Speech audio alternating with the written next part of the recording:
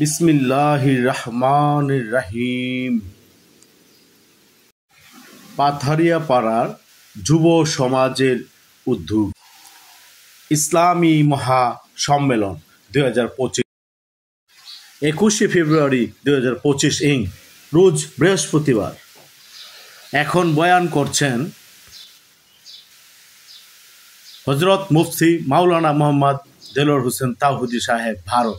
ময়দানে দাঁড়িয়ে জনসভার মাধ্যমে এই মোদীর দলের লোকেরা বলছেন ইন্ডিয়ার বুকে যত মুসলমান আছে সমস্ত মুসলমানদের 2030 সালের ভিতরে হিন্দু হয়ে যেতে হবে। আর হিন্দু যদি তোমরা না হয়ে যাও, ইন্ডিয়া ছেড়ে অন্য দেশে চলে যাও, বাংলাদেশ অথবা পাকিস্তানের। কথাটি ভালো কি খারাপ?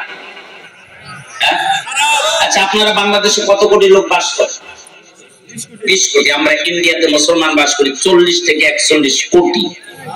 এই 40 কোটি মুসলমান যদি আপনার ভারত সরকার মোদী যদি সন্ত্রাস যদি আমাদেরকে পাঠিয়ে দেয়, কিশোরগঞ্জ জেলায় কোথাও জায়গা থাকবে? হাওড়ে জায়গা থাকবে? এটার প্রতিবাদে আমরা দিল্লিতে একটা সমাবেশের আয়োজন করলাম। ওরা ভাষণ দিয়েছে আমাদের ময়দান আজাদ ময়দানে দাঁড়িয়ে। আমরা একটা ওদের ময়দান আছে দিল্লির মেন পয়েন্টে, রামলীলা ময়দান। মিডিয়া বলেছেন আনুমানিক 50 লক্ষ মুসলমান ওই সমাবেশে জমা হয়েছে। জোরে বলুন সুবহানাল্লাহ। আমি পশ্চিমবাংলার বাঙালিদের পক্ষ থেকে আমি 3 মিনিট ভাষণ দেওয়ার সুযোগ পেলাম। আমি বললাম মুসলমানদের ময়দান আজাদ ময়দানে দাঁড়িয়ে যে ইন্ডিয়াতে মুসলমানদের বিরুদ্ধে ভাষণ দিয়েছেন, আমার এই 3 মিনিট ভাষণকে একটা শিক্ষা দিতে হবে। ইন্ডিয়া যতদিন বেঁচে থাকবে মুসলমানদের বিরুদ্ধে যাতে আর কথা বলার সুযোগ না পায়। কথা বলেন ঠিক কি বেঠিক? ওকে ওই যে ইন্ডিয়াতে ভাষণ দিয়েছে ওকে জানিয়ে দিলেন বেকুব, কান খাড়া করতে শুনলে हिंदुस्तान के अंदर जितना चीज है तमाम चीज मुसलमान का है। ओके জানিয়ে দিলাম বিয়াদব কথাবার্তা সামনে বলতে হবে। ইন্ডিয়ায় যত কিছু আছে সমস্ত কিছু মুসলমানদের। কথা বলেন ঠিক কি বেঠিক? নাম্বার 1 তাজমহল মুসলমান का है। আরে না মোদির कुतुब मीनार मुसलमान का, जिस कुतुब मीनार के अंदर हर ईटा में ला इलाहा इल्लल्लाह मोहम्मद रसूलुल्लाह सल्लल्लाहु अलैहि वसल्लम लिखा है। अजमेर शरीफ मुसलमान का, लाल किला मुसलमान का, दिल्ली जामा मस्जिद मुसलमान का, मौलाना अबुल कलाम आजाद मेडिकल कॉलेज मुसलमान का, हजरत निजामुद्दीन रेल मुसलमान का, हजरत निजामुद्दीन दरबार शरीफ मुसलमान का, अलीगढ़ विश्वविद्यालय मुसलमान का, फरीदाबाद मुसलमान का, इलाहाबाद मुसलमान का, दारुल देवबंद मदरसा मुसलमान का, मुंबई हजारी दरबार शरीफ मुसलमान का, नवाब सिराजुद्दौला दौला मुसलमान का। यानी हिंदुस्तान के अंदर जितना चीज है तमाम चीज मुसलमान का है। देखो मोदी, हिंदुस्तान के अंदर तुम्हारे क्या चीज है तुम लोग दिखाओ। ইন্ডিয়ার বুকে যত কিছু আছে সমস্ত কিছু মুসলমানদের। বিয়াদব মোদি, ইন্ডিয়ায় তোমার কি আছে তুমি দেখাও। মুসলমান দেখলে, মুসলমানদের টুপিদারি দেখলে যদি তোমার শরীর গরম হয়ে যায়, তুমি ইন্ডিয়া ছেড়ে অন্য দেশে চলে যাও। মুসলমান কায়দা ছিল, আজও আছে, মুসলমান থাকবে। কথা বলেন ঠিক কি বেঠিক? তবে মুসলমানরা কারো ধর্মের উপর হস্তক্ষেপ করে না, এটা শিক্ষা দিয়েছেন মুসলমানদের নবী মুহাম্মদ রাসূলুল্লাহ সাল্লাল্লাহু আলাইহি ওয়াসাল্লাম। আসামে দাঁড়িয়ে বিজেপি লিডার বলছেন মুসলমানদের মসজিদের এটা ইবাদতখানা, এটা ভেঙে দিলে কিছু হয় না। জোরে বলেন নাউজুবিল্লাহ। আমি এই বিজেপি লিডার স্বামীকে একটা পরামর্শ দিয়েছি, স্বামী কান খাড়া করতে শুনলা, কান কেন্দা দুই গুছাওয়া। 1992 সাল 6 ডিসেম্বর বাবরি মসজিদের গম্বুজের উপরে উঠে যারা হাতুড়ি চালিয়েছিল তাদের পরিণতি কি হয়েছে তাদের কাছে যে জিজ্ঞাসা করে দেখো। আমি দিল্লিতে জয়রামের সঙ্গে সাক্ষাৎ করলাম। দাদা আপনি মুসলমান হওয়া, আপনি কেন মুসলমান হলেন? জয়রাম আমাকে বলছেন তাবুদি সাহেব 1992 সাল 6 ডিসেম্বর বাবরি মসজিদের গম্বুজের উপরে উঠে যখন আমি হাতুড়ি চালানো শুরু করলাম, হঠাৎ করে আমার চোখে এসে হাওয়া লেগেছে, সঙ্গে সঙ্গে চোখ দুটো আমার অন্ধ হয়ে গিয়েছে। আমি 1 মিনিটের ভিতরে যখন পুনরায় ঘুরে ইমানের কালমা পড়ে মুসলমান হয়ে গিয়েছে, সঙ্গে সঙ্গে আমার আল্লাহ চোখ দুটো ভালো করে দিয়েছে। আমি দিল্লিতে বিজয় দলের সঙ্গে সাক্ষাৎ করলাম। উনি হলেন এই মোদীর দল বিজেপি দলের এমপি। আমি বলছি আপনি কেন মুসলমান হলেন? বিজয় দল আমাকে বলছেন তাওহিদি সাহেব 1992 সাল 6 ডিসেম্বর বাবরি মসজিদের গম্বুজের উপরে উঠে যখন আমি হাতুড়ি চালানো শুরু করলাম, হঠাৎ করে আমার পায়ে এসে ছোট্ট একটি পাথরের টুকরা লেগেছে, সঙ্গে সঙ্গে পা দুটো আমার প্যারালাইসিসের মতো পঙ্গু হয়ে গিয়েছে। আমি দেশ বিদেশে ডাক্তারের কাছে গিয়েছি, মেডিকেল কলেজে গিয়েছি। গোটা পৃথিবীর ডাক্তাররা আমাকে পরামর্শ দিয়েছে, বিজয় গেল গোটা পৃথিবীর ডাক্তার ওষুধ যদি বেটে খাওয়া হয় তোমার রোগ ভালো হবে না। রোগের উৎপাদন যেখানে হয়েছে ওখানে যে ক্ষমা চেয়ে নাও। ওখানে কোথায়? আরো আসতে বলেন। মালি সদর নমস্তেশন নম নম তব মানস নম নম দাদা বাবুরা সাইডে থেকে আমার লোকেশন কি নিবে। রামায়ণের ভিতরে কেন রামায়ণ বলছে রামের জন্ম হলো রামের মনের মধ্যে, কিন্তু ইন্ডিয়া একদল মূর্খ দল 1 সপ্তাহ 10 দিন গোসল করেন, ওদের গায়ের দাড়ি ভিড়া যায় না। ও পার্টি স্টেশনে থেকে আমি দূরে, ওরা বলছেন আমাদের রামের জন্ম হলো অযোধ্যা বাবরি মসজিদের ওখানে। এটা বলে মুসলমানদের মসজিদকে শহীদ করে দিয়েছে, গোটা পৃথিবীর মুসলমানদের পরিচয় আঘাত দিয়েছে। কথা বলেন ঠিকই বেঠিক? আমরাও শপথ নিয়েছি মোদি हिंदुस्तान के अंदर अगर एक मुसलमान की बच्चा जिंदा है 2040 साल में हम लोग तुम्हारे राम मंदिर को तोड़कर वहाँ पर बाबरी मस्जिद बनाऊंगा, वहाँ पर अदर होगे, नमाज होगे, जुमा होगे। दुनिया को कोई ताकत रुका नहीं सकते, रुका नहीं सकते, रुका नहीं सकते इंशाल्लाह। আমরা শপথ নিয়েছি মোদি ইন্ডিয়া যদি একটি মুসলমানের বাচ্চা জিন্দা থাকে 2040 সালের ভিতরে আমরা তোমার রাম মন্দিরকে ভেঙে দিয়ে বাবরি মসজিদ ওইখানেই আমরা তৈরি করব, ওইখানে আজান হবে, নামাজ হবে, জুমা হবে। দুনিয়ার কোন শক্তি ঠেকে রাখতে পারবে না, পারবে না, পারবে না इंशाल्लाह। क्योंकि मुसलमान तमाम सिस्टम बर्दाश्त कर सकते हैं। मुसलमान की सामने मुसलमान के बेटाओं को मार दोगे, बीवियों को मार दोगे, मुसलमान की तमाम दौलत छीन लोगे, मुसलमान बर्दाश्त कर लेंगे। लेकिन मुसलमान एक चीज बर्दाश्त नहीं कर सकते, मुसलमान के सामने मुसलमान के कुरान और हदीस मस्जिद मदरसा पर आकर कभी टास हो जाए, मुसलमान को भी बर्दाश्त नहीं कर सकते। मुसलमान सब कुछ मेने যেতে পারে, মুসলমানের সামনে মুসলমানের ছেলেকে মেরে দিবেন, মেয়েকে মেরে দিবেন, স্ত্রীকে মেরে দিবেন, মুসলমানের সমস্ত সম্পদগুলো আগুনে পুড়িয়ে জ্বালিয়ে রাগ করে দিবেন। মুসলমান মেনে যেতে পারে, মুসলমান একটি জিনিস মানতে পারে না, মুসলমানের সামনে যদি মুসলমানের কোরআন হাদিস মসজিদ মাদ্রাসার উপর যদি কখনো আঘাত আসে মুসলমান কোনোদিন মানতে পারে না। কথা বলেন ঠিক কি বেঠিক? আবার এই মোদি বলছে মুসলমানদের মসজিদ মাদ্রাসা এটা ইবাদত খানা, এটা একটি বোমা বানানোর কারখানা। যারা বলেন নাউজুবিল্লাহ। আমি এই বাংলাদেশে কিশোরগঞ্জ জেলার ইসলামের সম্মেলন থেকে ঘোষণা করতে চাই, গোটা পৃথিবীর মুসলমানদের মসজিদ মাদ্রাসা এটা বোমা বানানোর কারখানা নয়, এটা একটি মানুষ গড়ার কারখানা। মুসলমানদের মসজিদ মাদ্রাসায় মোদি বোমা খোদার জন্য আঁকবা না।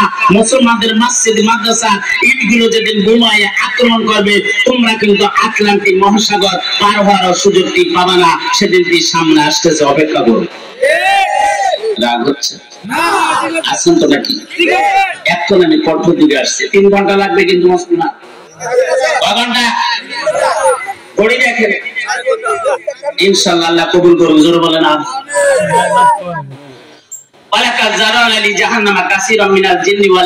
আল্লাহ বলেন আমি কিছু সংখ্যা মানুষ কিছু সংখ্যা জিনদেরকে জাহান্নামের ভিতর ঢুকিয়ে দিব। আচ্ছা মানুষদের ভিতর তো আমরা নাকি? এটা কোরআন বলেন কারা লাহুম কুলুবুল লা ইয়াফকাহুনা বিহা, যাদের দিল আছে দিলে কোনো বিবেচনা নেই, দিল আছে দিলে কোনো বিবেচনা নেই। কিসের বিবেচনা? ভালো মন্দের বিবেচনা নেই, কোরআনের বিবেচনা নেই। এমন একটি দিল আছে যেই দিলে গান বাজনা ভালো লাগে, এরকম লোক আছে কি আছে না? এই লোক কিন্তু জাহান্নামে যাবে। ওয়ালাকুম আইয়ুনুল লা ইউবসিরুনা বিহা, যাদের চোখ আছে চোখ দিয়ে দেখে না, চোখ আছে চোখ দিয়ে কি দেখে না? কোরআন দেখে না, কোরআনের মাহফিল দেখে না, মসজিদ দেখে না, মাদ্রাসা দেখে না, কোরআনের মাহফিলে 144 আইন জারি করে দেয়, এরকম লোক আছে কি আছে না? সব ইন্ডিয়াতে আছে। আপনাদের এখানে আছে ছিল কি ছিল না আমার ভাইরা? আমি উত্তরবঙ্গে ওয়াজ করতে গেছি, মাইক আমার থেকে কেড়ে নিয়েছে, এরকম লোক আছে কি আছে না? মুসলমান হাজার হাজার মুসলমান আলেম ওলামা রয়েছে। আপনাদের কাছে আমার প্রশ্ন, মুসলমানদের কোরআনের মাহফিলে 144 আইন জারি করেছিল আবু জেহেল আবু লাহাব। কথা বলেন ঠিক কি বেঠিক? আজকে আমি জেনে নিয়েছি যারা মুসলমানদের কোরআনের মাহফিলে 144 আইন জারি করে দেয়, যারা মুসলমানদের কোরআনের মাহফিলে প্যান্ডেলকে ভেঙে তছনছ করে দেয়, এদের রক্ত আর আবু জেহেলের রক্ত ভিতর করে ভেজালে চেকআপ করলে একই গ্রেডের রক্ত খুঁজে পাওয়া যাবে। এমন একটি চোখ আছে যে চোখ দিয়ে পরের মেয়ে ড্যান্স করে, ড্যান্স দেখতে ভালো লাগে, এরকম লোক আছে কি আছে না আমার ভাইরা? দেখবেন 80 বছর 90 বছর বয়স হয়ে গেছে, বিভিন্ন গানের প্যান্ডেলে আগের বেঞ্চে বসে পড়েছে। এই পুরো 100 বছর বয়স হচ্ছে, 80 বছর 90 বছর, তুই মসজিদে ঘুমায় থাকবি, তো ওখানে কেন? ওয়ালাকুম আযানুল লা ইয়াসমাউনা বিহা, যাদের কান আছে কান দিয়ে শুনে না, কান আছে কান দিয়ে কি শুনে না? কোরআন শুনে না, কোরআনের মাহফিল শুনে না। এমন একটি কান আছে যে কানে মোবাইলে গান শুনতে ভালো লাগে, এরকম লোক আছে কি আছে না আমার ভাইরা? উলাইকা কালানা মসজিদের বল জামানের কথা বলা হয়েছে। গরুর কখান পা, ঘোড়ার কখান পা, বকরির কখান পা। এই যে আপনাদের বাড়ির সাইডে মাঝে মাঝে কালো দম জ্বলতে যায়, কচু গাছের গোড়া খায়। এ আমার ভাষা বুঝতেছেন না নাকি? বারকম আদা যে কোরআন শরীফ আছে না, ইন্ডিয়ান কোরআন শরীফ আছে। প্রত্যেকে নিকৃষ্ট, গরু বলেন, ঘোড়া বলেন, বকরি বলেন, যা বলেন, লাঠি নিয়ে দাঁড়িয়ে যাবেন, ঠিক যেদিকে তাড়া করবেন ওদিকেই যাবে। কিন্তু মানুষ মাঝে কিছু লোক আছে, যতই কোরআন হাদিসের কথা বলুন না কেন, সোজা নোয়ার দিকে কথা বলেন, ঠিকই বেঠিক। লাইকুল গাফিল, ওরা কি গাফেল?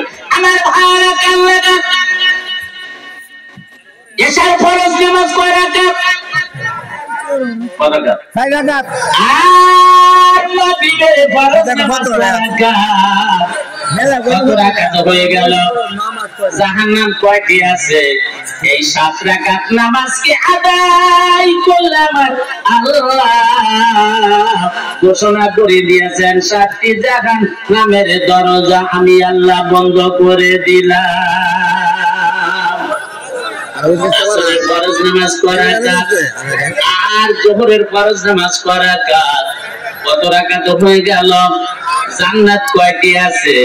এই 1 রাকাত নামাজকে আদায় করলে আমার আল্লাহ ঘোষণা করে দিয়েছেন 8টি জান্নাতের দরজা আমি আল্লাহ খুলে দিলাম।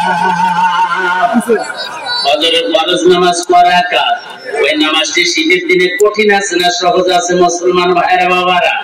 ফজরের ফরজ নামাজকে আদায় করার জন্য ঘুম থেকে উঠে যাই নামাজের পাটিতে দাঁড়িয়ে সূরা ফাতিহার প্রথম আয়াত পড়ে ফেলবে আলহামদুলিল্লাহি রাব্বিল আলামিন। দ্বিতীয় আয়াত পড়ার আগে আমার আল্লাহ ফেরেশতাদের কাছে আরজ করবেন, হ্যাঁ ফেরেশতারা তোমরা শুনে রেখো আমার বান্দা অথবা বান্দি ফজরের ফরজ নামাজকে আদায় করার জন্য ঘুম থেকে উঠে যায় নামাজের পাটিতে দাঁড়িয়ে সূরা ফাতিহার প্রথম আয়াত পড়ে ফেলেছে। দ্বিতীয় আয়াত পড়ার আগে আমার বান্দা অথবা বান্দি দিনের বেলায় যত গুনাহ করেছে আমি আল্লাহ সমস্ত গুনাহগুলো ক্ষমা করে দিলাম। বান্দা অথবা বান্দি প্রথম রাকাত শেষ করে দ্বিতীয় রাকাতে দাঁড়িয়ে যায় সূরা ফাতিহা পড়ে অন্য সূরা মিলিয়ে রুকু করে সিজদা করে তার অন্তরস্বরে দোয়ায় মাসুরা পড়িয়া ডান দিকে সালাম ফিরিয়ে দেয়। বাম দিকে সালাম ফিরানোর আগে আমার আল্লাহ ফেরেশতাদের কাছে আরজ করে, হ্যাঁ ফেরেশতারা তোমরা শুনে রেখো আমার বান্দা অথবা বান্দি ফজরের ফরজ নামাজ শেষ সমাপ্তির পথে পড়ে ফেলেছে। ডান দিকে সালাম ফিরিয়ে দিয়েছেন, বাম দিকে সালাম ফিরানোর আগে আমার বান্দা অথবা বান্দি রাতের বেলায় যত গুনাহ করেছে আমি আল্লাহ সমস্ত গুনাহগুলো ক্ষমা করে দিলাম। দিন আর রাতের গুনাহ যদি আমার আল্লাহ ক্ষমা করে দেয়, মাঝখানের কোনো ডিজিটাল টাইম আছে নাকি আমার ভাইরা? তাহলে নামাজ দরকার আছে কি আছে? ও মুসলমান ভাইরা কাউলাগান একটি দেশের বাদশা নামদার শাহ আব্দুল আজিজ রাহমাতুল্লাহ আলাইহি বাদশা এলান করেছে আমার দেশে কোনো খুন খারাপি হবে না, মারামারি হবে না, কেউ কারোর মালকে খাবে না, কোনো ছিনতাইকারী থাকবে না। ওই দেশে একজন ভিখারি মহিলা ছিল, বাজার থেকে ভিক্ষা করে মহিলাটি বাসায় এসে গিয়েছেন খানা পাকানোর জন্য। যখন স্টপের কাছে গিয়েছেন যে দেখি স্টপে কেরোসিন তেল নাই, বুড়িমা দ্বিতীয়বার বাজারে চলে গিয়েছেন, বাজার থেকে কেরোসিন তেল কিনে নিয়ে বাসায় ফিরে আসছিলেন। হঠাৎ করে বুড়িমার হাত থেকে রাস্তার মাঝখানে তেলের পাত্রটি পড়ে গিয়েছে, পড়া মাত্রই মাটিতে তেল ওখানে চুষে খেয়ে নিয়েছে। বুড়িমা আধা ঘন্টা ধরে কান্নাকাটি করলো। মাটি বাদশা এলান করেছেন তার দেশে কেউ কারোর মালকে খাবে না, তুমি মাটি আমার তেলকে চুষে খেয়ে নিয়েছে, এটা জুলুম করেছো, আমার তেলকে ফেরত দিয়ে দাও। মুসলমান ভাই বাবাজিরা বলুন দেখি, কেরোসিন তেল যদি মাটিতে চুষে খেয়ে নেয় ওই তেল ফেরত হবে নাকি? হবে। বুড়িমাটি বাদশা দরবারে চলে গিয়েছে, বাদশাকে গিয়ে বলছেন বাদশা নাইলে আইয়া মুলুক কি মিট্টি কি বিরুদ্ধে মামলা দায়ের করতে গেলে আমি এসেছি আপনার দেশের মাটির বিরুদ্ধে একটি মামলা দায়ের করতে। কি মামলা?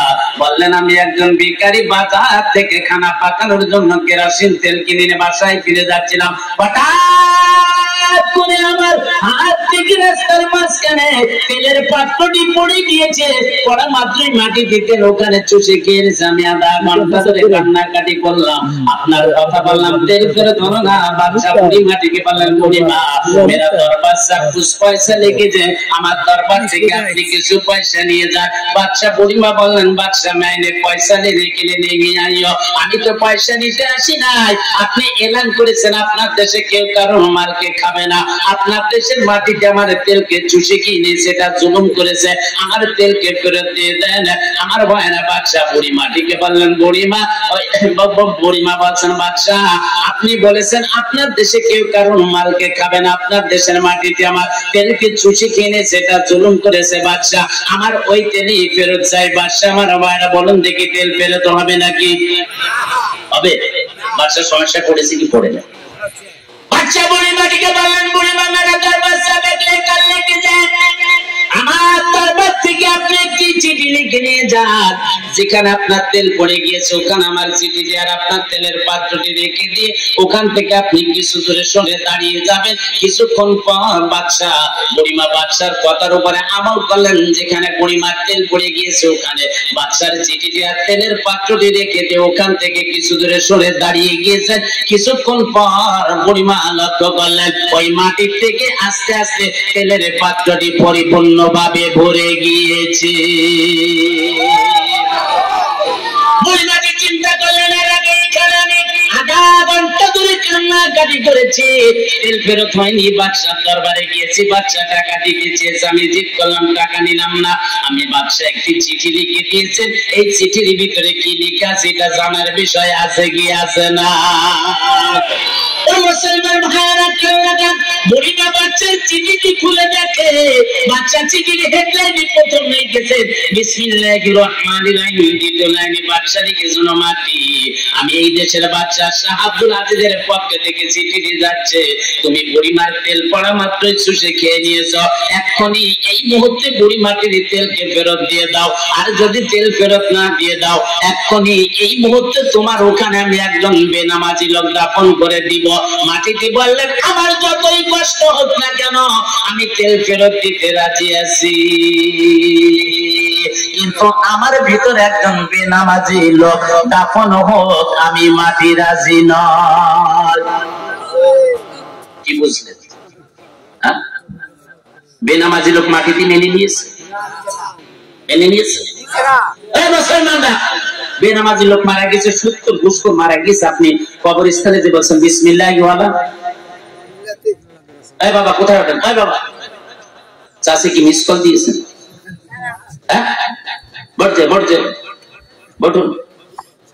বসুন বসুন।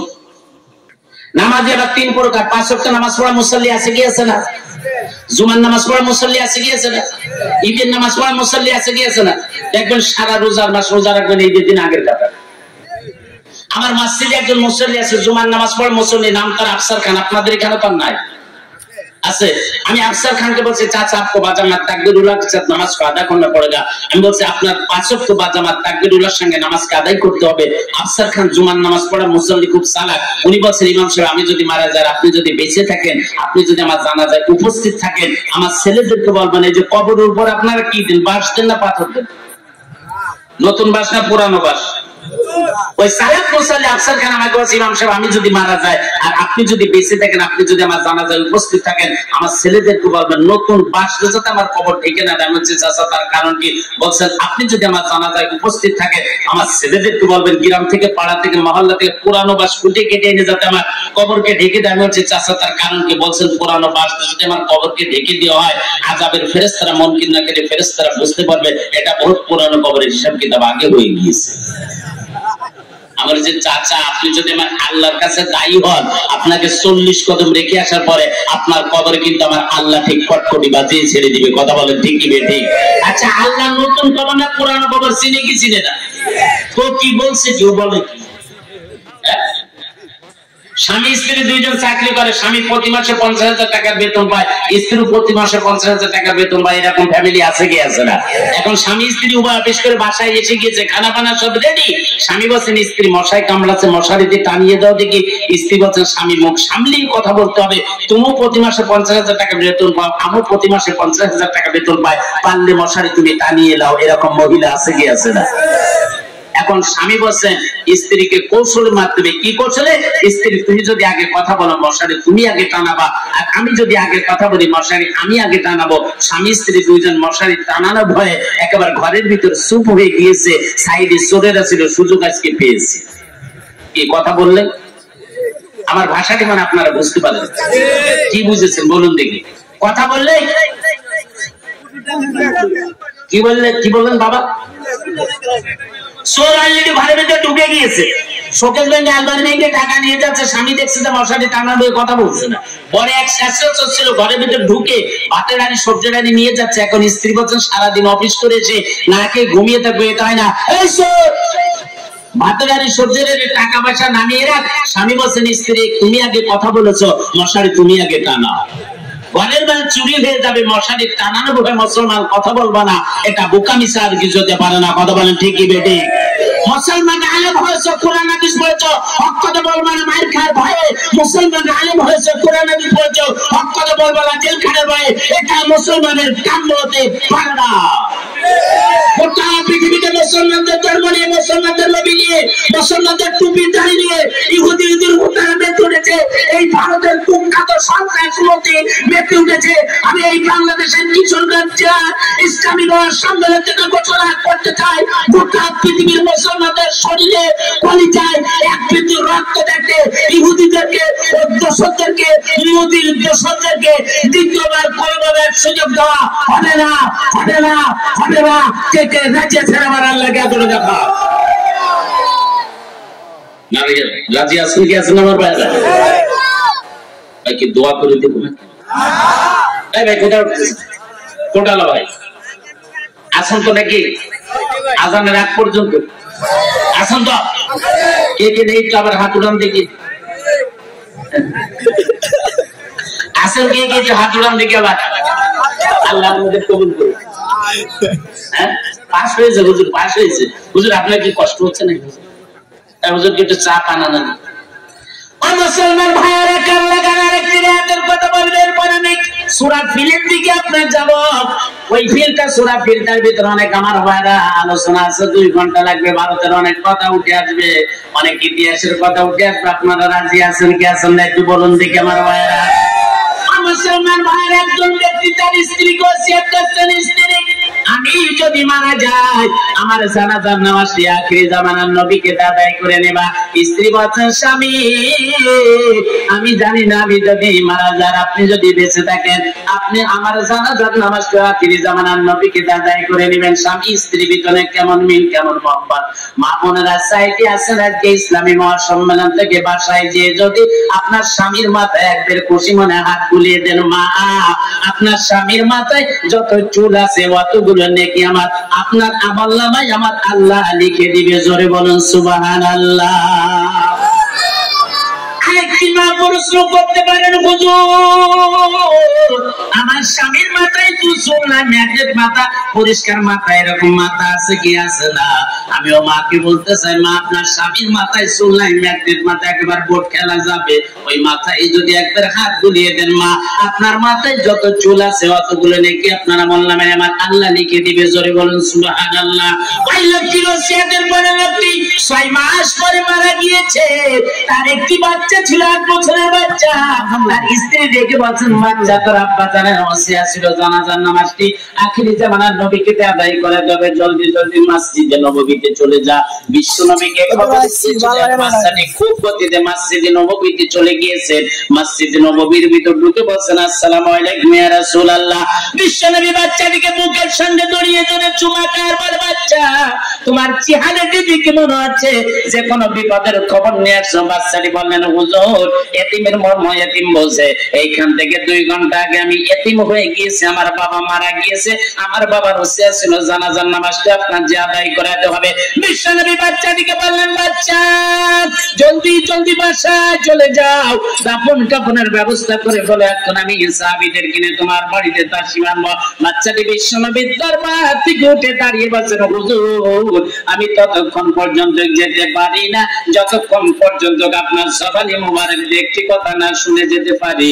বিশ্বনবী বললেন বাচ্চা কি কথা শুনে যেতে চাও? বাচ্চাটি বললেন হুজুর আমার আব্বা জান জান্নাতি কি জাহান্নামী এটা আপনার বলতে হবে। বিশ্বনবী বললেন বাচ্চা তোমার আব্বা জান হলো জান্নাতি।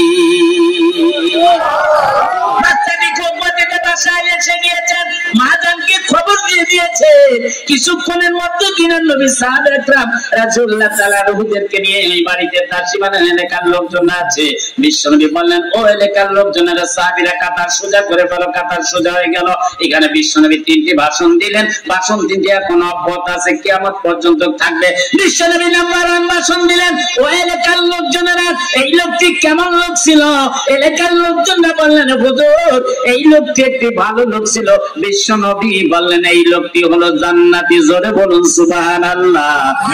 নাম্বার ভাষণটি দিলেন। বিশ্বনবী বললেন, ও এলাকার লোকজনেরা, এই লোকটির কাছে আপনারা কোনো পয়সা পাবেন না, এই লোকটি আপনাদের কাছে পাবে। এলাকার লোকজনরা বললেন, হুজুর এই লোকটির কাছে আমরা কোনো পয়সা পাবো না, এই লোকটি আমাদের কাছে পাবে না। বিশ্বনবী বললেন, এই লোকটি হলো জান্নাতি। দ্বিতীয় নাম্বার বললেন, ও বাচ্চা, তোমার আব্বা তোমার মায়ের কাছে একটি ঋণ আছে, ঋণটি কি পরিশোধ হয়েছে? বাবারা বুঝতে পেরেছেন ঋণটি কি পরিশোধ হয়েছে? বাচ্চাটি মাকে যে বলছেন, মা আমার বাবা আপনার কাছে একটি ঋণী আছে, ঋণটি কি পরিশোধ হয়েছে? বাচ্চা পরিশোধ হয়ে গিয়েছেন। বিশ্বনবীর কাছে খবর এসেছে। নবীজি বললেন, এই লোকটি হলো জান্নাতি। মুসলমানরা কান লাগান। বিশ্বনবী সাহাবীদেরকে এলাকার লোকজনকে বললেন, ও সাহাবীরা, এলাকার লোকজনরা কাতার সোজা করে ফেলো। কাতার সোজা হয়ে গেল, নিয়ত করে ফেললো। বিশ্বনবী প্রথম তাকবীর দিলেন। দ্বিতীয় তাকবীরের দিকে যখন অগ্রসর হয়ে যায়, হঠাৎ করে নবীজি লক্ষ্য করলেন মসজিদের পায়ের দিক থেকে নাড়াচাড়া করে উঠেছে। বিশ্বনবী সাহাবীদেরকে এলাকার লোকজনদেরকে বলেন, ও সাহাবীদের এলাকার লোকজনেরা, তোমরা জানাজার নামাজের নিয়তকে ছেড়ে দাও। নিয়ত ছেড়ে দিয়ে বিশ্বনবী বাচ্চাটির কাছে জিজ্ঞাসা, বাচ্চা এইটার ভিতর কোনো রহস্য আছে কি, কোনো ঝামেলা আছে কি, এখনো বলতে পারো? বাচ্চাটি বললেন, হুজুর আমার বাবা মারা গিয়েছে, আমার বাবার জানাজার নামাজ পড়ে আপনি কবরস্থানে নিয়ে চলুন। বিশ্বনবী তৃতীয়বার সাহাবীদেরকে এলাকার লোকজনদেরকে বলেন, সাহাবীরা, এলাকার লোকজনেরা, তোমরা কাতার সোজা করে ফেলো, নিয়ত করে ফেলো। কাতার সোজা হয়ে গেল, নিয়ত করে ফেললো। বিশ্বনবী প্রথম তাকবীর দিলেন, দ্বিতীয় তাকবীর দিলেন, তৃতীয় তাকবীরের দিকে যখন অগ্রসর হয়ে যায়, হঠাৎ করে নবীজি লক্ষ্য করলেন মসজিদের পায়ের আগের দিক থেকে নাড়াচাড়া করে উঠেছে। বিশ্বনবী সাহাবীদেরকে এলাকার লোকজনদেরকে বলেন, সাহাবীরা, এলাকার লোকজনেরা, তোমরা জানাজার নামাজের নিয়তকে ছেড়ে দাও। নিয়ত ছেড়ে দিয়ে বিশ্বনবী বাচ্চাটির কাছে দ্বিতীয়বার জিজ্ঞাসা করে, বাচ্চা এইটার ভিতর কোনো রহস্য আছে কি, কোনো ঝামেলা আছে কি, এখনো বলতে পারো? বাচ্চাটি বললেন, হুজুর আমার বাবা মারা গিয়েছে, আমার বাবার জানাজার নামাজ পড়ে আপনি কবরস্থানে নিয়ে চলুন। তৃতীয়বার বিশ্বনবী সাহাবীদেরকে এলাকার লোকজনদেরকে বলেন, ও সাহাবীরা, এলাকার লোকজনেরা কাতার সোজা করে ফেলো, নিয়ত করে বলো। কাতার সোজা হয়ে গেল, নিয়ত করে বলল। বিশ্বনবী প্রথম তাকবীর দিলেন, দ্বিতীয় তাকবীর দিলেন, তৃতীয় তাকবীর দিয়ে চতুর্থ তাকবীরের দিকে যখন অগ্রসর হয়ে যায়, হঠাৎ করে নবীজি লক্ষ্য করলেন মসজিদের নাভি বরাবর থেকে নাড়াচাড়া করে উঠেছে। বিশ্বনবী সাহাবীদেরকে এলাকার লোকজনদেরকে বলেন, বিশ্বনবী এখানে চিন্তা করলেন, এখন আমি চতুর্থ তাকবীর করে ডান দিকে সালাম ফিরিয়ে দেব, বাম দিকে সালাম ফিরানোর আগে লোকটির ডেড বডি হয়ে যাবে। যেহেতু গোটা পৃথিবীর মানুষ আমার সঙ্গে বিয়াদবি করবে, এটা আমি মেনে যেতে পারি, কিন্তু আমার আল্লাহ মানবে না। মৃত্যু ব্যক্তি কোনোদিন নাড়াচাড়া করতে আপনাদের এরিয়াতে করেছে? এটা কোন থানাতে আছে? তারাই কিশোরগঞ্জে করেছে, বাংলাদেশে করেছে। ওই মুসলমান ভাইয়েরা কান লাগান। বিশ্বনবী সাহাবীদেরকে এলাকার লোকজনদেরকে বললেন, ও সাহাবীরা, এলাকার লোকজনেরা, জানাজার নামাজের নিয়তকে তোমরা ছেড়ে দাও। নিয়ত ছেড়ে দিয়ে বিশ্বনবী হযরত আবু বকর সিদ্দিক রাদিয়াল্লাহু তাআলা আনহুকে বলেন, আবু বকর কাফনের কাপড়টি খুলে দেখো দেখি এটার ভিতর নাড়াচাড়া করে কি লোকটি মারা গিয়েছে না বেঁচে আছে। বিশ্বনবী বাচ্চাটিকে বললেন, বাচ্চা তুমি একটু সাইডে এসো, তোমার সঙ্গে আমার পরামর্শ আছে, কথা আছে। বাচ্চাটিকে সাইডে ডেকে নিয়ে যাচ্ছেন হযরত উমর রাদিয়াল্লাহু তাআলা আনহু। বিশ্বনবীকে বললেন, হুজুর আপনি যদি আমাকে অনুমতি দিন, আমিও আপনার সঙ্গে আসতাম। অনুমতি দিয়ে দেয়া হলো। বিশ্বনবী বাচ্চাটিকে সাইডে ডেকে নিয়ে বললেন, বাচ্চা আমি যখন তোমার বাবার জানাজার নামাজ পড়ানোর জন্য দাঁড়িয়ে গিয়েছে, প্রথম তাকবীর দিয়ে দ্বিতীয় তাকবীর দিকে যখন অগ্রসর হয়ে যায়, লক্ষ্য করলাম তোমার বাবার পায়ের দিক থেকে নাড়াচাড়া করে উঠেছে, দ্বিতীয়বার পায়ের হাঁটুর দিক থেকে, তৃতীয়বার নাভি বরাবর থেকে। আমি বারবার জানাজার নামাজের নিয়তকে ছেড়ে দিয়ে তোমার কাছে একই কথা জিজ্ঞাসা করলাম। তুমি বারবার বললে আমার বাবা মারা গেছে, আমার বাবা জানাজার নামাজ পড়ে আপনি কবরস্থানে নিয়ে চলুন। আমি জানি মৃত্যু ব্যক্তি কোনোদিন নাড়াচাড়া করতে পারে না। ওই সাইডে যে বাচ্চাটি বললেন, হুজুর আমার বাবা মারা গিয়েছে, আমার বাবার জানাজার নামাজ পড়ে আপনি কবরস্থানে নিয়ে চলুন। এই কথা যখন বলেছেন হযরত উমর রাদিয়াল্লাহু তাআলা আনহু বিশ্ব নবীকে বললেন, হুজুর আমি যেখানে পূজা পেজে উপস্থিত আছি বাবা পূজা আসতেছেন তো না? চাচি মিস কল দিচ্ছেন বাবা, মোবাইল নিয়েছেন বাবা কি আর 1-1.5 ঘন্টা থাকতে পারবেন না আপনারা? ইনশাআল্লাহ। সূরা ফিলটা এখন আমি শুরু করব, সূরা ফিলটা কিন্তু এক্ষুনি শুরু করব না। এই লোকটি মারা গেছেন বেঁচে আছে এটা জানার দরকার আছে কি আছে না? কোন সাহাবীর দায়িত্ব দিয়েছে লোকটি মারা গেছেন বেঁচে আছে? কোন সাহাবী দেখি আপনাদের ওয়াজ মনে আছে নাকি দেখি একটু? না না, কোন লোকটি দায়িত্ব দিয়েছে এই লোকটি মারা গেছেন বেঁচে আছে? কোন সাহাবীর আপনাদের মনে আছে? হযরত আরেকটু জোরে বলুন। হযরত আবু বকর সিদ্দিক রাদিয়াল্লাহু তাআলা দায়িত্ব দিয়েছে লোকটি মারা গেছে না বেঁচে আছে? কথা বলেন ঠিক কি বেঠিক? এটা আমরা জানবো কি জানবো না আমার ভাইরা বলুন দেখি। সাইডে বাচ্চাটিকে ডেকে নিয়েছেন, বাচ্চা সাইডে যে বলছে হুজুর আমার বাবা মারা গেছে, আমার বাবা জানাজার নামাজ পড়ে আপনি কবরস্থানে নিয়ে চলুন। এই কথা যখন বলেছেন হযরত উমর রাদিয়াল্লাহু তাআলা বলেন, হুজুর আমি আর কিন্তু সহ্য করতে পারছি না, আমি যেখানে উপস্থিত আছি আমার সামনে দুনিয়ার কোন লোক আপনার সঙ্গে বিয়াদবি করবে এটা আমি মেনে নিতে পারি না। আপনি আমাকে হুকুম দেন, আদেশ দেন, বাচ্চাকে এখনই একটা আঘাত দিব, বাচ্চা একেবারে চিরতরের মতো বিদায় হয়ে যাবে। এইখান থেকে গোটা পৃথিবীর লোক শিক্ষা নেবে, বিশ্ব নবীর সঙ্গে যদি কেউ বিয়াদবি করে একমাত্র তার শাস্তি হলো মৃত্যু। কথা বলেন ঠিক কি বেঠিক? বাচ্চাটি সঙ্গে সঙ্গে বলেন, হুজুর আমার বাড়িতে আবার বাবা মারা গিয়েছে, আমার সুখ আমার ব্যথা। বাবা মারা গেলে শোক হবে কি হবে না বলুন দেখি? বাবা মারা গিয়েছে কার কার একটু হাত উঠান দেখি। আমারও বাবা মারা গিয়েছে। বাবা মারা গিয়েছে কার? আল্লাহ বাবার জীবনের গুনাহকে মাফ করে দাও, আল্লাহ বাবার কবরকে জান্নাতুল ফেরদৌস নসিব করে দাও। মা মারা গিয়েছে কার কার একটু হাত উঠান দেখি। মা মারা গিয়েছে কার কার? আল্লাহ মার জীবনের গুনাহকে মাফ করে দাও, আল্লাহ মার কবরকে জান্নাতুল ফেরদৌস নসিব করে দাও। এখানে কবরস্থান আছে না? এই যে কবরস্থান, আল্লাহ আল্লাহ কবুল করুন। আমার ভাইরা তাহলে লোকটি মারা গিয়েছে না বেঁচে আছে এটা জানার দরকার আছে কি আছে না? কে কে জানতেছেন একটু আল্লাহকে হাত তুলে দেখেন দেখি। আল্লাহ কবুল করুন। মা বোনের সাইডে আছে নাকি না বাড়িতে পারে? মা বোনের সাইডে ওয়াজ শোনার জন্য আসছেন পারবো? আচ্ছা মা বোনের একটু অপেক্ষা করেন, আমি একটু সূরা ফিলে গই তারপরে। কিন্তু আমি কিন্তু ওয়াজ কিন্তু কোথাও ফেলে রেখে যাব না, এটা বলবো যে লোকটি মারা গেছে না বেঁচে আছে আপনারা খেয়াল রাখবেন।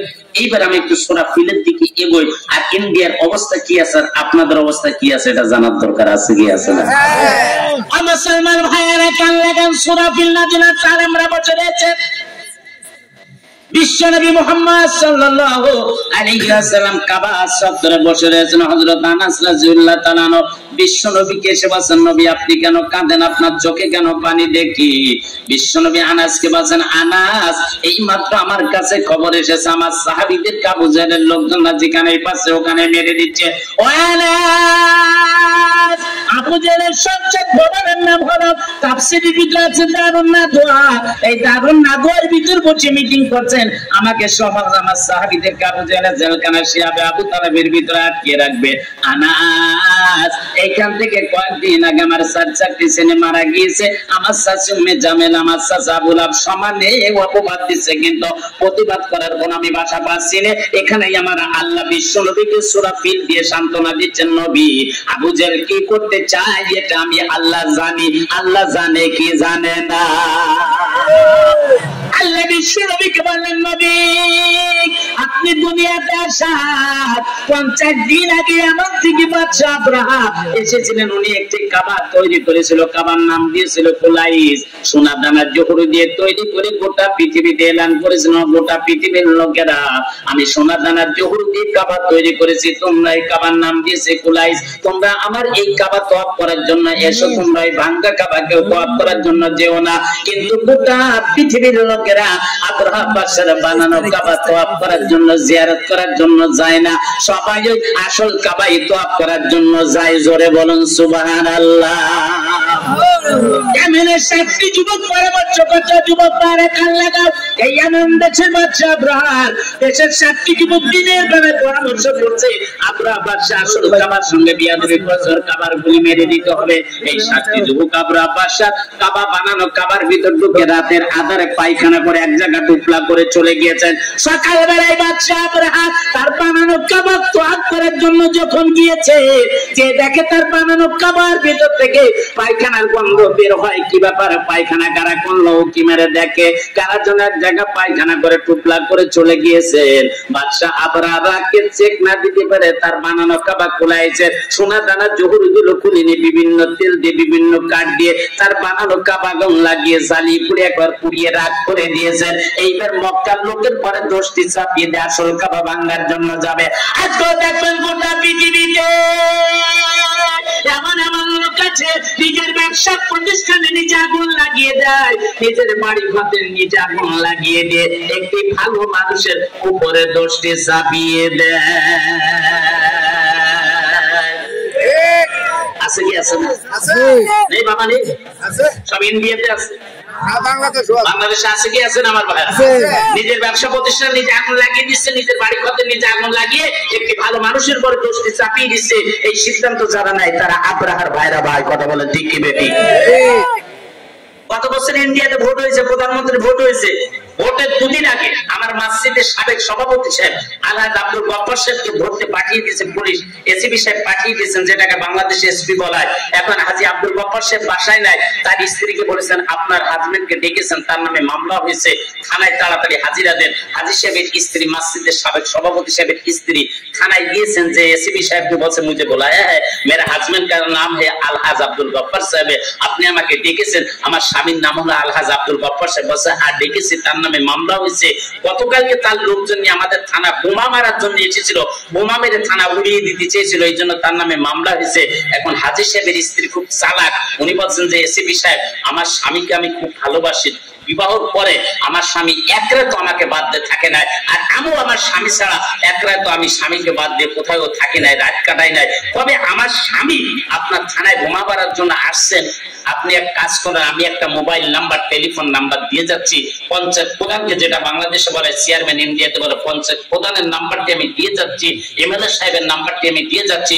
পুনরায় যদি আমার স্বামী আবার আপনার থানার সামনে তার লোকজন নিয়ে বোমা মারার জন্য আসে, অবশ্যই আমার ওই পঞ্চায়েত প্রধানের কাছে একটু টেলিফোন করবেন, হাজী সাহেবের স্ত্রীকে তাড়াতাড়ি আসার জন্য বলবেন, আমার তার সঙ্গে দেখা করার দরকার আছে, বোঝাপড়ার দরকার আছে। যেহেতু 10 বছর আগে আমার স্বামী মারা গিয়েছে, তাকে দিল্লি কেটে দাফন করা হয়েছে, 10 বছর পরে কবর থেকে উঠে এসে তার লোকজন নিয়ে আপনার সারা থানা ঘেরাও করে বোমা মারতে আসতেছে, তার সঙ্গে আমার বোঝাপড়া আছে। মরা মানুষ বোমা মারতেছে তারা, হাজী সাহেব মক্কায় মামলা হয় বাংলায়। এই মোদিকে দিল্লি প্রদেশে, দিল্লি একটা রাজধানী শহর, এই শহরে 7টি এমপি সিট, যেমন এই তারায় একটি এমপি সিট আছে কি আছে না, এরকম 7টি এমপি সিট দিল্লিতে 7 লক্ষ মরা মানুষ মোদিকে ভোট দিয়েছে। 7টি নিয়ে গেছে মোদি, মারা গিয়েছে শ্মশান ঘাটে, সিটার থেকে উঠেছে, তার কবরস্থান থেকে উঠেছে, মানুষ ভোট দিয়েছে। আপনার দেশে হয়েছে? হয়েছে? দেখেন আবার আমি কিন্তু আপনাদের কথা বলছি না, কিন্তু মুসলমান আমার বন্ধু বলে আমার চাক্ষুষ করবা, আমার বন্ধু 4টের আগে কিছু টাইম আগে 4টে কেন্দ্র বন্ধ হয়ে যাবে, 4টের কিছু টাইম আগে ভোট দিতে গিয়েছে আমার বন্ধু, গেলে আমার ওই বন্ধুর বন্ধু বলছে তুমি লেট করে আসছো কেন, কোথায় গিয়েছে? বলছে আমি অফিসে গিয়েছিলাম, কাজ ছিল, আসতে লেট হয়েছে। বলছে তোমার বাবাকে দেখলাম অনেক আগে ভোট দিয়ে গিয়েছে। বলছে আমার বাবা ভোট দিয়ে গিয়েছে, কি ব্যাপার? বলছে হ্যাঁ তোমার বাবাকে দেখতে বললাম ভোট দিয়ে। বলছে আমার বাবা তো এখান থেকে 4 বছর আগে মারা গিয়েছে, মরা বাবা খবর দিচ্ছে ভোট দিচ্ছে। আমার ভাইরা কি হচ্ছে এখানে? হচ্ছে মুসলমান ভাইরা কান্নাটা সব ওই দিক থেকে শিখতেছে, ওই দিক থেকে শিক্ষা নিয়েছে। টিকতে পারবা না, টিকতে পারবা না, কথা বলেন ঠিক দিবে ঠিক। যুবক ভাই উঠেন না, যুবক ভাই, বাবা চাদর গায়ে দিয়ে বাবা উঠেন না। মুসলমান ভাইরা কান্নাটা এমন থেকে 60 থেকে 70 হাজার হাতি বাহিনী নিয়ে আল্লাহর ঘর কাবা ভাঙার জন্য বাদশা আবরা রওনা হয়েছেন। কাবার সাইডে ওয়াদির মুহাসসির নাম করে একটি জায়গা আছে। এই ওয়াদির মুহাসসির জায়গায় হাতি বাহিনী যখন পৌঁছে গিয়েছেন, হাতিদের দলীয় প্রধানের নাম ছিল মাহমুদ। এই মাহমুদ নাম করে হাতি দিকে আমার আল্লাহ বলেন, হাতি তুমি হলে আমার কাবা হলো আমার সামনের দিকে, আর এক পাও অগ্রসর হওয়া যাবে না। সঙ্গে সঙ্গে মাহমুদ নাম করে হাতি ওয়াদির মুহাসসির জায়গায় পা গাড়া দিয়ে বসে গিয়েছেন। হাতিদের একটু অভ্যাস ছিল, আগের হাতিগুলো যেদিকে যায় পিছনের হাতিগুলো ওদিকে যায়। 60 থেকে 70,000 হাতি বাহিনী ওয়াদির মুহাসসির জায়গায় পা গাড়া দিয়ে বসে গিয়েছেন। হাতি বাহিনী কাফরা বাদশার লোকেরা এত আঘাত করে, একটি হাতি ওইখান থেকে উঠে যাচ্ছে না। হাতিকে কমান কে করেছে? জঙ্গলের হাতি কাবা চিনেছে কি চেনে নাই? মুসলমান ভাইরা কান লাগা, হাতি বাহিনী যখন ওইখান থেকে উঠে যাচ্ছে না, আব্দুল মুত্তালিব আপনার কাবা, আপনার আব্রাহা বাদশা বললেন কাবার মুতাল্লি আছে, কাবাকে দেখাশোনা করে আব্দুল মুত্তালিব বিশ্বনবী দাদা আব্দুল মুত্তালিবকে ডেকে নিয়ে আসো। আব্দুল মুত্তালিবকে ডেকে এনে তাকে আগে দুর্বল করে দিয়ে আব্দুল মুত্তালিবকে ডেকে নিয়ে আসছেন। আনার পরে আব্রাহা বাদশা বলেন, ভাইজান আপনি কি দেখেছেন আমি এমন থেকে 60 থেকে 70,000 হাতি বাহিনী নিয়ে আসছে আপনার কাবাকে ভেঙে দেওয়ার জন্য, আপনার এই বিষয়ে কোনো কথা আছে নাকি? আব্দুল মুত্তালিব বলেন, ভাইজান আমার একটি কথা আছে। কি কথা আছে? আপনার লোকের আমার বকরিগুলো বেড়াগুলো উটগুলো আটকে রেখেছে, এটাকে ছেড়ে দেওয়ার কথা বলেন। তখন আব্রাহা বাদশা বলেন, ভাইজান আমি আপনাকে জ্ঞানী মনে করতাম, কিন্তু আপনার ভিতর কোনো জ্ঞান নাই। আব্রাহা বাদশার কথার জবাবে আব্দুল মুত্তালিব বলেন, কেন জ্ঞান নাই? বলেন পৃথিবীর বুকে এত বড় একটি দামি জিনিস কাবাকে আমি ভেঙে দেওয়ার জন্য আসছি, আপনার ওই বিষয়ে কথা থাকবে। যেহেতু আপনি কাবার মুতাল্লি, কাবাকে দেখাশোনা করেন, কাবার চেয়ারম্যান, আপনার ওই বিষয়ে কথা থাকবে, আমার কাছে রিকোয়েস্ট করবেন। আব্দুল মুত্তালিব বলেন, ভাইজান বকরিগুলো উটগুলোর মালিক হলাম আমি, এই জন্য আমি দাবি করেছি কাবার মালিক তো আমি না, কাবার মালিক হলো আমার আল্লাহ, এটা বুঝবে সেই আল্লাহ। আমার মালিক কে? বুঝবে কে? বাবরি মসজিদের মালিক কে? বুঝবে কে? মুসলমান ভাইরা কান লাগান। আব্দুল মুত্তালিব ওইখান থেকে বিদায় নিলেন। কাবার সাইডে মুলতাজিম নাম করে একটি জায়গা আছে। বিশ্বনবী বলেন, যদি কোনো হাজী সাহেব ওই মুলতাজিম নাম করে জায়গাটিতে আমার আল্লাহর কাছে যে দোয়া করে, ওই দোয়াটি আমার আল্লাহ কখনো ফেরত দিয়ে দেয় না। আব্দুল মুত্তালিব ওই মুলতাজিম নাম করে জায়গাটিতে যে আমার আল্লাহর কাছে দোয়া করছেন, তখনও কাবার ভিতরে 360টি মূর্তি রাখা ছিল। আল্লাহকে আব্দুল মুত্তালিব বলেন, আল্লাহ এই মূর্তিগুলো ধাক্কা দিলে পড়ে যায়, উঠতে পারে না, কথা বলতে পারে না, খানা খেতে পারে না। আমার এক সাক্ষী মান আছে, এই মূর্তিগুলো তোমার কাবাকে রক্ষা করতে পারবে না, তুমি আল্লাহ সাহেব মাত্র কাবাকে আর কেউ রক্ষা করতে পারবে না। আমার আল্লাহ আব্দুল মুত্তালিবকে বলেন, আব্দুল মুত্তালিব ওই কাবার চাবিটি মুলতাজিম নাম করে জায়গাটিতে ওখানে রেখে দিয়ে ওখান থেকে তুমি কিছু দূরে সরে যাও, কাবার দায়িত্ব আমি আল্লাহ নিয়ে নিলাম। জোরে বলুন সুবহানাল্লাহ। সবাই আমার সঙ্গে জোরে সরে পড়ো না, আলাম তারা কাইফা ফাআলা রাব্বুকা বিআসহাবিল ফিল। নবী আপনি কি দেখেন নাই আমি হাতিওয়ালাদের সঙ্গে কি ব্যবহার করেছি? আর আমি আজাল কাইদম ফি তাকলিব, আমি তাদের কায়দা কৌশলকে ব্যর্থ করে দিয়েছি। ওয়ারসাল আলাইহিম তায়রান আবাবিল, যাকে যাকে আবাবিল পাখি পাঠিয়ে দিয়েছি। পাখিদের পায়ের সঙ্গে যে পাথরগুলো ছিল, পাথরগুলো বড় ছিল না ছোট ছিল? পায়ের সঙ্গে যে পাথরগুলো ছিল, পাথরগুলো বড় ছিল না ছোট ছিল? হাতের গায়ে পড়েছে, হাতি জমিনে মিলে গিয়েছেন, লোকের গায়ে পড়েছে, লোক জমিনে মিলে গিয়েছেন। কোনটা হাতি কোনটা মানুষ ওটা চেনা যায় না। কথা বলেন ঠিক কি বেঠি? আল্লাহ আছে কি আছে না? মানে 16 বছর ধরে বড় মানুষ খুব আন্দোলন করেছেন, পারেননি। আল্লাহ একেবারে ছোট ছোট স্কুলের বাচ্চা, মাদ্রাসার বাচ্চাদেরকে দিয়ে গভর্নমেন্ট একেবারে শেষ করে দিয়েছে। কথা বলেন ঠিক কি বেঠি? আপনারা চেয়েছেন পদত্যাগ,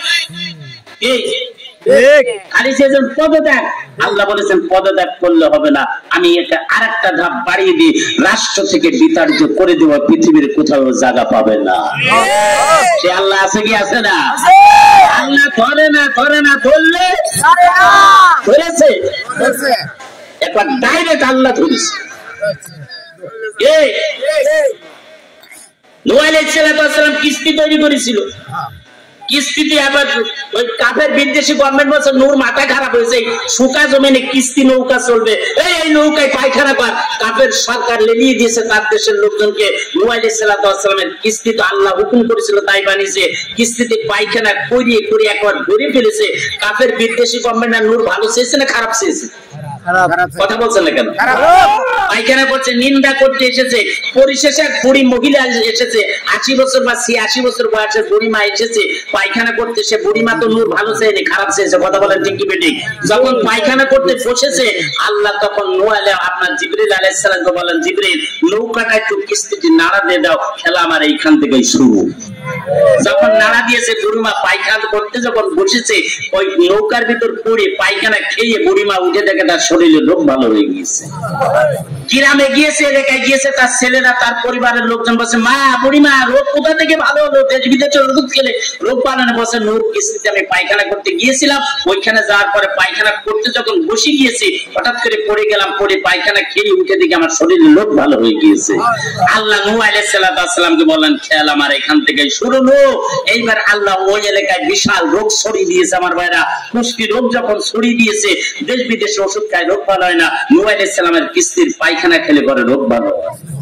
খেতে খেতে রোজ আপনার খেতে খেতে পায়খানাকে শেষ করে ফেলেছে, পরে ধুয়ে নিয়ে খেয়েছে। কথা বলেন ঠিক কি বেঠিক? পরে কি করেছে? তারা খেয়ে পায়খানা করেছে, ওরাই পরিষ্কার করেছে। কথা বলেন ঠিক কি বেঠিক? মুসলমানদের মাথার উপরে যারা পায়খানা করতেছে এই মতে, ওই পায়খানা ওরই খাওয়া লাগবে। সেদিনটি সামনে আসতে যাবে কাগজ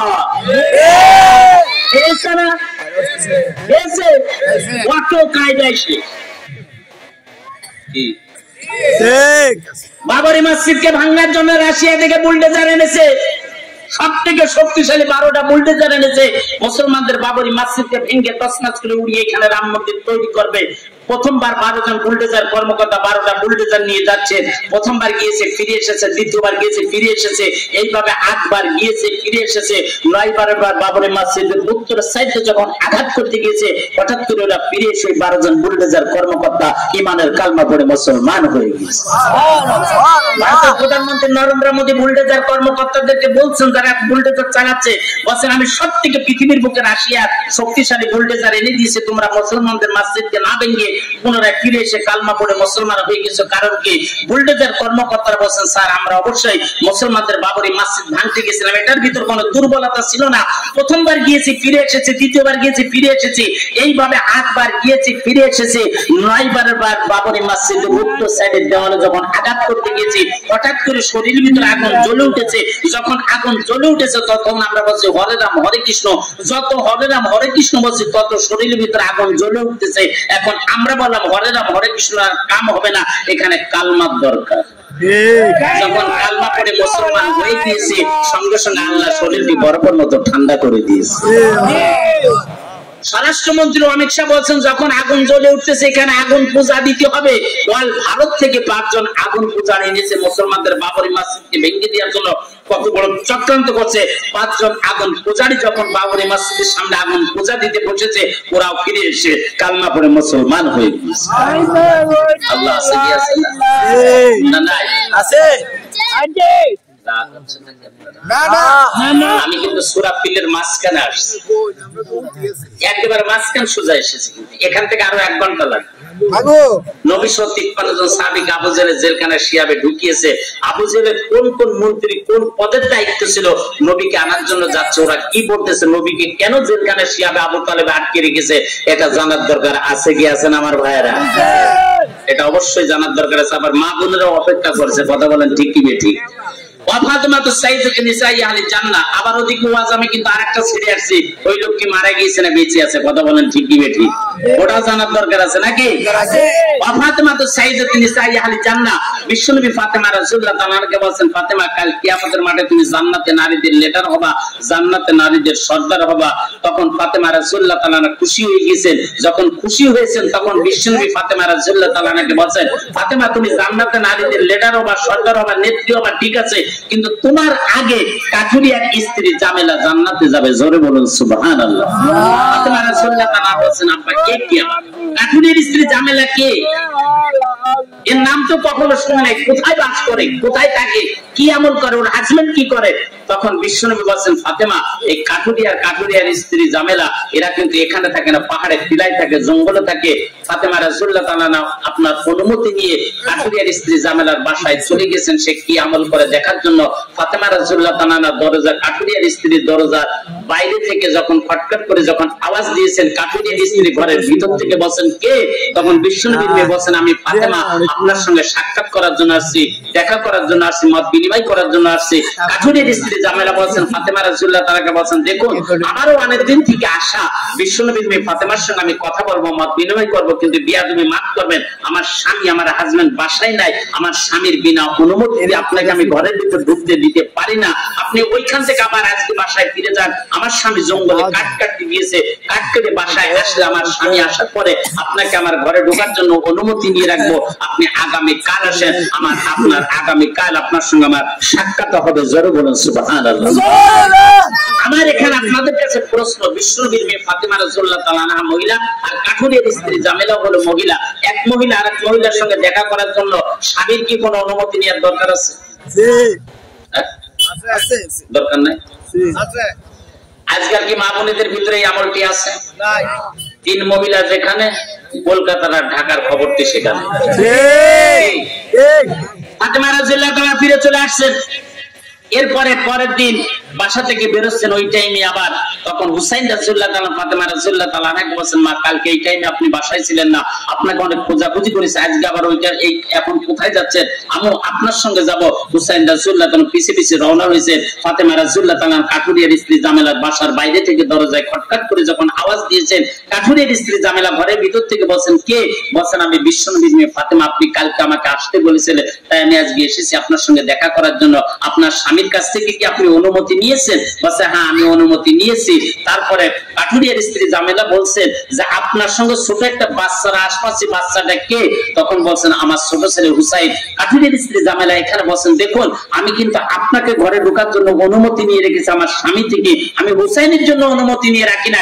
আপনি ওইখান থেকে আবার বাসায় ফিরে যান। আমার স্বামী জঙ্গলে কাঠ কাটতে গেছে, কাঠ কেটে বাসায় ফেরার পরে আমি হুসাইনের জন্য অনুমতি নিয়ে রাখবো। ও আগামী কাল আসেন, আগামী কাল আপনার সঙ্গে আমার সাক্ষাৎ হবে। ফাতেমা রাদিয়াল্লাহু তাআলা এখানে বলছেন কাঠুরিয়ার স্ত্রী জামেলাকে, দেখুন আমার হুসাইনের বয়স মাত্র 3 বছর। কাঠুরিয়ার স্ত্রী জামেলা বলেন, হুসাইনের বয়স 3 বছর যদি আমার স্বামী থেকে অনুমতি নেওয়া লাগবে, 3 বছর থেকে যদি ছোট হতো তাহলে পর আমার স্বামীর অনুমতি নিয়ে রাখতো না। যেহেতু হুসাইনের বয়স 3 বছর হয়ে গেছে, ও মোটামুটি কিছু বোঝে। কথা বলেন ঠিক কি বেঠিক?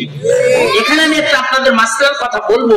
আপনার বাচ্চার বয়স 3 বছর হয়ে গিয়েছে, এই 3 বছর বাচ্চার সামনে আপনি আপনার স্ত্রীকে মহব্বত করবেন না, ভালোবাসবেন না, যেহেতু 3 বছরের বাচ্চারা মোটামুটি কিছু বোঝে। কথা বলেন ঠিক কি বেঠিক? ওই দিন ফিরে আসছেন, তৃতীয় দিন হাসান রাদিয়াল্লাহু তাআলা গিয়েছেন, অনুমতি হয়নি।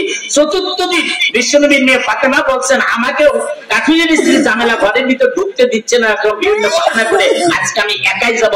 উনি চতুর্থ দিন একাই গিয়েছেন কাঠুরিয়ার স্ত্রী জামেলার বাসার বাইরে থেকে দরজায় ফটফট করে যখন আওয়াজ দিয়েছেন, ঘরের ভিতর থেকে কাঠুরিয়ার স্ত্রী জামেলা বলছেন, কে? বলছেন, আমি বিশ্বনবীর মেয়ে ফাতেমা আজকে একাই আসছি, আপনি কি আপনার স্বামীর কাছ থেকে অনুমতি নিয়ে রেখেছেন? তখন কাঠুরিয়ার স্ত্রী জামেলা বলছেন, হ্যাঁ আমার স্বামীর কাছ থেকে আমার অনুমতি নিয়ে রাখা আছে, আপনাকে ঘরে ঢোকার, আপনি ঘরের ভিতর ঢুকে পড়েন। ফাতেমা রাদিয়াল্লাহু তাআলা ঘরের ভিতর ঢুকে গেছে। মা বোনেরা সুন্দরভাবে এখানে শোনেন।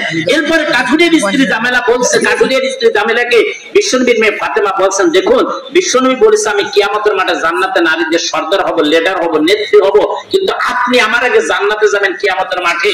আপনি কি আমল করেন, আপনার স্বামী কি করে? কাঠুরিয়ার স্ত্রী জামেলা এখানে বলছেন, দেখুন আমার স্বামী জঙ্গলে কাঠ কাটে, কোনোদিন কাঠ পায়, কোনোদিন কাঠ পায় না, কোনোদিন কাঠ বিক্রি হয়, কোনোদিন কাঠ বিক্রি হয় না, কোনোদিন আমার স্বামী বাজার আনতে পারে, কোনোদিন বাজার আনতে পারে না, কোনোদিন আমি খেয়েও থাকি, কোনোদিন না খেয়েও থাকি, যে অবস্থায় থাকে আমার স্বামীর পর আমি খুশি আছি, আমি আল্লাহর শুকরিয়া আদায় করি। সবাই বলেন আলহামদুলিল্লাহ। আলহামদুলিল্লাহ। এখানে আমি মা বোনেদের কথা একটু বলবো, এই গ্রামের নাম কি আছে? পাথারিয়াপাড়া নাকি? পাথারিয়াপাড়া থেকে আপনি পাথারিয়াপাড়া থেকে আপনি গিয়েছেন হলো আপনার থানা শহর তারাই। এই গ্রাম থেকে একটা ইজি বাইক অটো রিক্সা নিয়ে যাচ্ছেন তারাই। যখন বাসা থেকে বেরোচ্ছেন আপনার স্ত্রী হঠাৎ করে ব্যাগটা হাতে ধরিয়ে দিয়েছে, বলছে আমার মা বাবা টেলিফোন করেছিল আপনার বাসায় আসবে, আপনি 1 কেজি গরুর গোশত নিয়ে আসবেন আর 1 কেজি ইলিশ মাছ কিনে নিয়ে আসবেন আর ইরিম ক্রিম কসমেটিক্স মার্কেট আমার জন্য নিয়ে আসবেন। এখন এই পাথারিয়া থেকে যে তারাইল থানা শহরে পুরা দিন অটো রিক্সা বা ইজি বাইক চালিয়ে আমার ভাই কামিয়েছে 800 টাকা। কত কামিয়েছে? 800। বাসায় যখন ফিরে আসছিল হঠাৎ করে স্ত্রীর কথা স্মরণ হয়েছে। আমি যখন বাসা থেকে অটো রিক্সা নিয়ে আসছিলাম, আমার স্ত্রী তো আমাকে বলেছিল আমার শ্বশুর শাশুড়ি আসবে আমার বাড়িতে বেড়াতে, অর্থাৎ স্ত্রী মা বাবা আসবে, গরুর গোশত নিতে বলেছে, ইলিশ মাছ নিতে বলেছে আর ইরিম ক্রিম কসমেটিক্স মার্কেট নিতে বলেছে। গরুর গোশতের দোকানে যখন গিয়েছে, তারপরে গরুর গোশতের দোকানদারকে বলছেন ভাই গরুর গোশত কেজি কত? তো বলছে 800 টাকা। কত? আপনাদের এখানে কত? 700 টাকা। কামিয়েছে কত? ইলিশ মাছের কেজি 1400 টাকা হবে। ইন্ডিয়াতে গরুর গোশতের কেজি 200 টাকা। গরুর গোশত কত ইন্ডিয়াতে? 200 টাকা। এই জন্য 65% হিন্দু লোক গরুর গোশত খায়। তবে ইন্ডিয়াতে গরুর দুধের দাম 50 টাকা কেজি। 1 কেজি দুধের দাম কত? আর গরু যে পেশাব করে না, পেশাব এটাকে কি বলে? সেনার দাম 400 টাকা কেজি। এই মোদি সব সেনা খায়, ওই হিন্দুরা সব সেনা খায়, পেশাব খায়, এই জন্য এটার দাম বেশি। ওরা আবার আমাদের সভ্যতা শেখায়, মোদি আবার আমাদের সভ্যতা শিখাচ্ছে মুসলমানদের। মুসলমানদের থেকে সভ্যতা নিয়েছে, ওটা আমাদের শিখাচ্ছে। এই দেখেন না বাংলাদেশ নিয়ে ব্যবহার করছে কুত্তার মতো। এই বাংলাদেশ একটা মুসলিম কান্ট্রি, এদেশে মসজিদ বেশি, এদেশে মাদ্রাসা বেশি, এদেশে টুপিওয়ালা বেশি, এদেশে নামাজি লোক বেশি, এদেশে মসজিদ বেশি, এদেশে মাদ্রাসা বেশি। মোদি শুভেন্দু অধিকারী বাংলাদেশের দিকে যদি চোখ উঠিয়ে কথা বলার চেষ্টা করে, ভারতের 40 কোটি মুসলমান ঘরে বসে থাকবে না, তোকে দাঁত ভাঙ্গা জব দিয়ে ছেড়ে দিয়ে হবে, ছেড়ে দিয়ে হবে, ছেড়ে দিয়ে হবে। কথা বলেন ঠিক কি বেটি? আমরা আপনাদের ঠিক আছে, আপনারা খুশি না বাজার? আমার ভাইরা এখন ইলিশ মাছের দোকানে গেছে 1400 টাকা কেজি। বাজার কি জুটবে? দিল্লির একটা ভাষা আছে, থোড়া বড়া কুছ বাজার মিলা কে লেকে আয়া। সবকিছু মিলিয়ে দিলে কম কম নিয়ে আসছে। মা বোনেরা সুন্দরভাবে শুনবেন। এরপরে ব্যাগটা এনে আমার ভাই তারাইল থানা শহর থেকে বাসায় এসে ব্যাগটি ধরিয়ে দিয়েছে। দেখে স্ত্রী দেখে ব্যাগ হালকা। তোমাকে আমি বলেছিলাম না আমার বাবা মা 1 কেজি ইলিশ মাছ 1 কেজি গরুর গোশত আমার এর জন্য ইরিম ক্রিম কসমেটিক্স মার্কেট বাজার কই? এখন আমার ভাই বা বাবা এই পাথারিয়া গ্রামের ভাই বা বাবা বলছেন দেখুন আমি সারাদিন অটো রিক্সা চালিয়ে 800 টাকা কামিয়েছি, যা কামিয়েছি এই যে মিলিয়ে দিলে গেছে, এই যে চালিয়ে নাও। এখন এই গ্রামের মহিলা বলছেন তোমার মতো স্বামীর ঘরটার আমি কিন্তু করবো না, আমি চললাম বাবার বাড়িতে ব্যাটিং বুকসা নিয়ে। কথা বলেন ঠিক কি বেটি? এখানে কাঠুরিয়ার স্ত্রী জামেলা কিন্তু শুকরিয়া আদায় করেছে। কথা বলেন ঠিক কি বেটি? খেয়েও থাকে না খেয়েও থাকে, স্বামী বাজার আনতে পারে না আনতে পারে। কথা বলেন ঠিক কি বেটি? তাহলে স্ত্রীদের ওই আমলটি থাকার দরকার আছে কি আছে না? এই মুসলমান কান লাগান, মা বোনেরা কান লাগান। ফাতেমা রাদিয়াল্লাহু তাআলা 3 নম্বর জিজ্ঞাসা করছেন, তারপর আপনি কি আপনার কি আমল করেন? কাঠুরির স্ত্রী জামেলা বলছেন আমার স্বামী যখন জঙ্গল থেকে কাঠ কেটে বাসায় এসে যায়, যতক্ষণ পর্যন্ত রাতে না ঘুমায় ততক্ষণ পর্যন্ত আমার স্বামীর গাকে আমি দাবিয়ে দিই, গা মেসেজ করি, মাথায় তেল মালিশ করি। জোরে বলুন সুবহানাল্লাহ। আজকে আপনি এই পাথারিয়া পাড়া খেতে গিয়েছেন, ক্ষেত বোঝেন তো? খেতে আপনি কোদাল কুপিয়েছেন, পুরা দিন কোদাল কুপিয়ে গা গতর ব্যথা হয়ে গিয়েছে। আপনি রাতে খেয়ে দিয়ে আপনি যখন বাসায় শুয়ে পড়েছেন, তখন আপনার স্ত্রীকে আপনি বলছেন দেখো পুরা দিন এই খেতে কাম করে কোদাল কুপিয়ে গা গতর ব্যথা হয়ে গিয়েছে, তুমি এক কাম করো, আমার গাটা একটু দাবিয়ে দাও, তেলটা মাথায় মালিশ করো। এখন এই পাথারিয়ার মা আমাকে আপনাকে বলছেন এই দেখো এই পাথারিয়া এখানে বাজার আছে না, বাজার দেখলাম না, এই বাজারটির নাম নয়াপাড়া। নয়াপাড়া বাজারে বিসমিল্লাহ নাম করে একটা ফার্মেসি আছে না, মেডিকেলের দোকান আছে না, ওইখান থেকে 2 টাকা দামের একটা প্যারাসিটামল কিনে এনে খেয়ে শুয়ে থাকবে। মেসেজ করবে, গা দাবিয়ে দিবে, তেল মালিশ করবে, মা জান্নাতে পাও কিন্তু কঠিন ব্যাপার। কথা বলেন ঠিক কি বেঠিক? এরপরে কাঠুরিয়ার স্ত্রী জামেলা বলছে ফাতেমা রাদিয়াল্লাহু তাআলা বলেন আপনার ঘরের ভিতরে দেখছি এক পাত্রে ঠান্ডা পানি আর এক পাত্রে গরম পানি, এটার কারণ কি? কাঠুরির স্ত্রী জামেলা ফাতেমা রাদিয়াল্লাহু তাআলার কথার জবাবে বলছেন আমার স্বামী যখন জঙ্গল থেকে কাঠ কেটে বাসায় এসে যাবে, আমার স্বামী যদি গরম পানিতে গোসল করতে চায়, আগে থেকে আমি গরম পানি রেডি রেখেছি। আমার স্বামী এসে বলার পরে যদি গরম পানিতে গোসল করতে চায়, আমি যদি গরম পানি রেডি করতে যাই, আমার লেট হবে গরম পানি রেডি করতে, ততক্ষণ পর্যন্ত আমার স্বামীর কষ্ট হবে। ঠান্ডা পানিতে যদি গোসল করতে চাই, আগে থেকে আমি ঠান্ডা পানি রেডি রেখেছি আমার স্বামী আসার আগে। জোরে বলুন সুবহানাল্লাহ। স্বামীকে কষ্ট দেওয়া যাবে? এরপরে ফাতেমা দেখতে পাচ্ছি একই জায়গা লাঠি, একই জায়গা চাকু, একই জায়গা রশি। রশি বুঝুন তো, একই জায়গা রশি। এটার কারণ কি? কাঠুরের স্ত্রী জামেলা বলছেন আমার স্বামীকে বলা আছে, আমার স্বামীকে যদি আমি ব্যবহারের দ্বারা কথার দ্বারা কষ্ট দিই, সঙ্গে সঙ্গে রশিটি আমাকে বেঁধে ফেলবে। রশিটি আমার স্বামীর ঠিক হাতের কাছে রেখে দিয়েছে, রশি যদি আমার স্বামী দূর থেকে আন আমার স্বামীর কষ্ট হবে। লাঠিটি আমার স্বামীর হাতের কাছে রেখে দিয়েছে আমাকে আঘাত করার জন্য, লাঠি যদি আমার স্বামী দূর থেকে আনে আমার স্বামীর কষ্ট হবে। চাকুটি আমার স্বামীর হাতের কাছে রেখে দিয়েছি, আমার স্বামীকে বলা আছে আমি যদি আমার স্বামীকে ব্যবহারের দ্বারা কথার দ্বারা কষ্ট দিই আমার জবানকে আলহামদুলিল্লাহ আলহামদুলিল্লাহ। আজকে আপনি এই গ্রামের মারকে একটা থাপ্পড় মেরেন দেখি, খালি একটা, একেবারে গোবর সাপের মতো ফানা ধরবে। আমাকে মেরেছো, আমার গায়ে হাত দিয়েছো। কিশোরগঞ্জ জেলার দায়রা জজ আছে কি আছে না, কোর্ট আছে কি আছে না, সব মানা, আবার সব ভাবি না।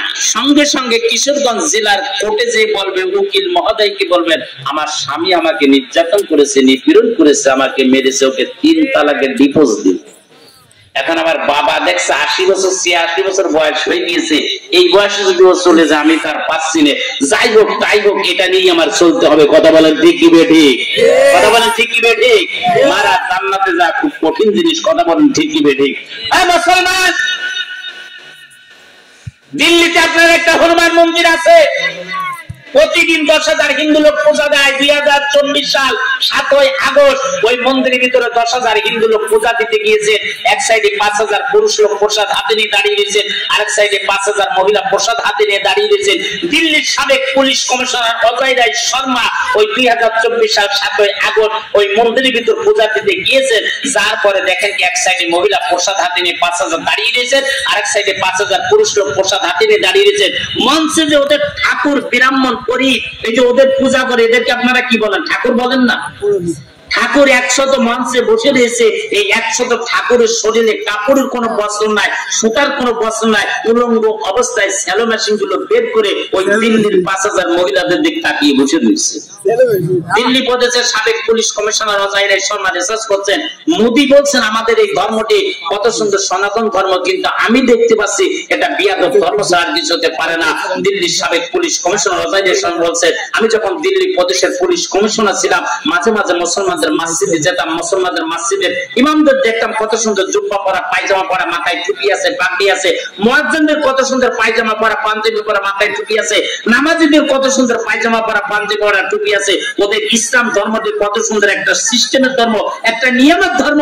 আর আমাদের ধর্ম মোদী বলছেন এটা সনাতন ধর্ম, কিন্তু এটা সনাতন ধর্ম না, একমাত্র বিয়াদব ধর্ম ছাড়া কিছু হতে পারে না। এই মুসলমান, দিল্লি প্রদেশের সাবেক পুলিশ কমিশনার অজয় রায় শর্মার নেতৃত্বে 2024 সাল 7ই আগস্ট ওই হনুমান মন্দিরের ভিতরে 8,000 হিন্দু মহিলা এবং পুরুষ মিলে ইমানের কালমা পড়ে মুসলমান হয়ে ওই হনুমান মন্দিরের ভিতরে জোহরের নামাজের আজান দিয়ে দিয়েছে। আমি নরেন্দ্র মোদীকে বলেছি, মোদী তোমার ওই হনুমান মন্দিরে মুসলমানরা বোমা মেরেছে, আমরা বোমা মেরেছি, বোমা ফাটিয়েছে কে? আল্লাহ। নরেন্দ্র মোদীকে অনেক নরম নরম ওয়াজ করেছি আমরা, 10 বছর শোনে নাই, 75,000 আলেমকে জেলখানায় ঢুকিয়ে দিয়েছে একবার খাবার। রামগিরি মহাবীর বিশ্বনবীকে নিয়ে ব্যঙ্গ করেছেন, এখান থেকে 6 মাসে আমরা 1.5 কোটি মুসলমান মুম্বাই শহর ঘিরে ফেলেছি। জোরে বলেন সুবহানাল্লাহ। ওর ফাঁসি দিতে হবে মোদীকে বললাম। 12 লক্ষ আপনি নেটে দেখেছেন, 12 লক্ষ গাড়ি নিয়ে মুম্বাই শহর আমরা ঘিরে ফেলেছি।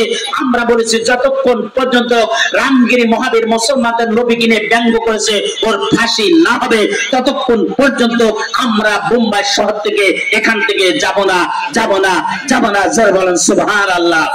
রামগিরি মহাবীরকে আপনার জেলখানায় মোদী বলেছেন এখনো ঢুকিয়ে দিতে হবে। আমি এই কিশোরগঞ্জ জেলার তারাইয়ের ইসলামী মহাসম্মেলন থেকে ঘোষণা করতে চাই, আজকে থেকে যারা মুসলমানদের নবীর বিরুদ্ধে হাতে লেখালেখি করবে ওর হাতকে ভেঙে দিয়ে হবে। মুসলমানদের নবীর বিরুদ্ধে যে জবানদের কথা বলবে ওই জবানকে টেনে কুত্তাদের খাওয়া দিয়ে হবে। আমার সঙ্গে একমত কে কে আছেন এটা আল্লাহকে হাত ধরে দেখা।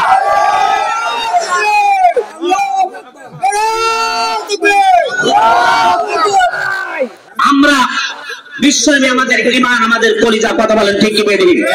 আমরা নবীকে আমাদের কলিজা থেকে বেশি ভালোবাসি কি বাঁচি? আমার বাইরে কথা বলে নরেন্দ্র মোদীকে আমি 5 বছর ধরে নরমাল ওয়াজ করেছি। ওয়াজ শুনে 24 সালে আলেমরা বসে রয়েছে, বুখারী শরীফে হাদিসে আছে বিশ্বনবী বলেছেন গজওয়াতুল হিন্দের একটা যুদ্ধ ডাক আসবে, এই যুদ্ধটি ইন্ডিয়া থেকে হবে। এই গজওয়াতুল হিন্দ এই যুদ্ধে যারা অংশগ্রহণ করবে, বদর সাহাবীদের যে মর্যাদা আল্লাহ দান করেছে, এই গজওয়াতুল হিন্দের যুদ্ধে যারা অংশগ্রহণ করবে ওই বদর সাহাবীদের মর্যাদা সম্পূর্ণ তাদেরকে মর্যাদা দান করবে আল্লাহ। জোরে বলেন সুবহানাল্লাহ। এই গজওয়াতুল হিন্দের যুদ্ধে যারা অংশগ্রহণ করে মারা যাবে, শহীদ হবে, বদর যুদ্ধের ময়দানে যে সমস্ত সাহাবীরা শহীদ হয়েছিলেন তাদের যে মর্যাদা আল্লাহ দান করবেন, এই গজওয়াতুল হিন্দের যুদ্ধে যারা অংশগ্রহণ করে মারা যাবে ওই শহীদদের মর্যাদা আল্লাহ দান করবে। জোরে বলেন সুবহানাল্লাহ। আমার বাংলাদেশের কিশোরগঞ্জ জেলার মুসলমানদেরকে আহ্বান করতে চাই, আমি দাওয়াত দিতে চাই, বাংলাদেশ থেকে আল্লামা মামুনুর হক সাহেব যেতে গজওয়াতুল হিন্দের যুদ্ধে ডাক দেয়, বাংলাদেশ থেকে আল্লামা জুনায়েদুল হাবিবি সাহেব যেতে গজওয়াতুল হিন্দের যুদ্ধে যাওয়ার জন্য ডাক দেয়, বাংলাদেশ থেকে ডাক্তার মিজানুর রহমান আজারি সাহেব যদি গজওয়াতুল হিন্দের যুদ্ধে যাওয়ার জন্য ডাক দেয়, বাংলাদেশ থেকে সলমনার পীর সাহেব যদি গজওয়াতুল হিন্দের যুদ্ধে যাওয়ার জন্য ডাক দেয়, ভারত থেকে আল্লামা মাহমুদ মাদার সাহেব এই গজওয়াতুল হিন্দে অংশগ্রহণ করার জন্য ডাক দেয়, ভারত থেকে আল্লামা আরশাদ মাদানী সাহেব এই গজওয়াতুল হিন্দের যুদ্ধে যাওয়ার জন্য যদি ডাক দেয়, ভারত থেকে দিল্লির শাহী জামে মসজিদের ইমাম আহমদ বুখারী সাহেব যদি এই গজওয়াতুল হিন্দের যুদ্ধে অংশগ্রহণ করার জন্য যদি ডাক দেয়, পাকিস্তান থেকে আল্লামা তকি উসমান সাহেব যদি এই গজওয়াতুল হিন্দের যুদ্ধে যাওয়ার জন্য ডাক দেয়, আমার ভাইরা মোদির সমস্ত চক্রান্ত করে, মোদির সমস্ত চক্রান্ত ব্যর্থ করে দেওয়ার জন্য, ভারতের সমস্ত মুসলমানদের ইমানকে রক্ষা রাখার জন্য, মসজিদ মাদ্রাসা রক্ষা রাখার জন্য, এই গজওয়াতুল হিন্দের যুদ্ধে অংশগ্রহণ করার জন্য কে কে রাজি আছে আমার আল্লাহ বিন হাত ধরে দেখা।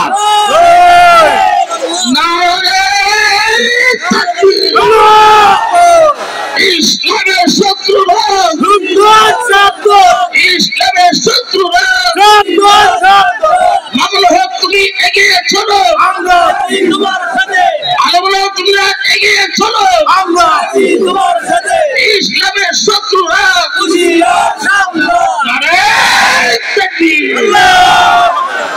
ভাই বাবাজিরা রাগ হচ্ছে নাকি?